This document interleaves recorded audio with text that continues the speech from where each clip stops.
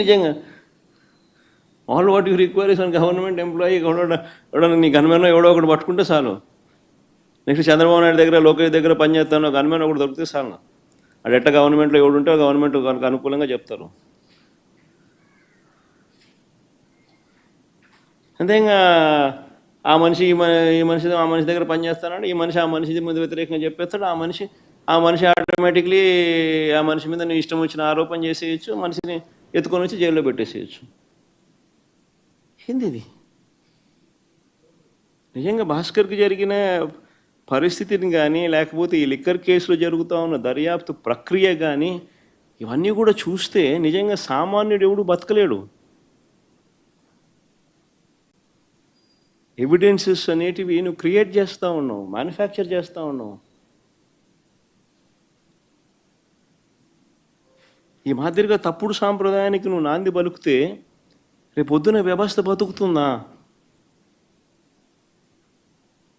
Naxalism అనేది ఇట్లాంటి దానిలో నుంచి పుడుతుంది.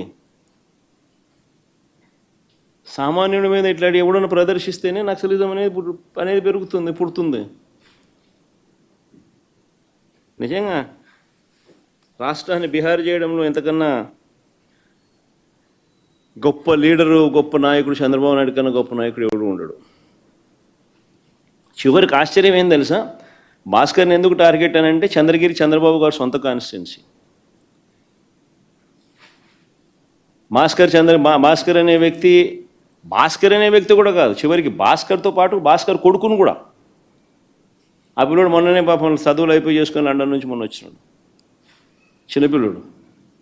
ఆ పిల్లని కూడా దీంట్లోకి ఇరికిచ్చేసినారు. అంటే చంద్రగిరి కాన్స్టిట్యున్సీలో క్లీన్ ఉండాలా, ఆయన సొంత కాన్స్టిట్యున్సీ కాబట్టి. ఏంది ఇది నాకు అర్థం కాదు. సొంత కాన్స్టిట్యున్సీలో గెలవలేని వ్యక్తి ఇక్కడ 17,000తో ఓడిపోతే చంద్రగిరిలో ప్రజలు తంతే చంద్రబాబు నాయుడిని 17,000తో ఓడిస్తే కుప్పం పోయినాడు.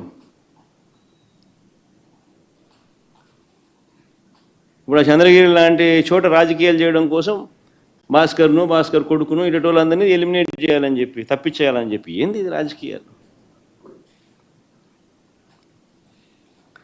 ఈ తప్పుడు కేసులు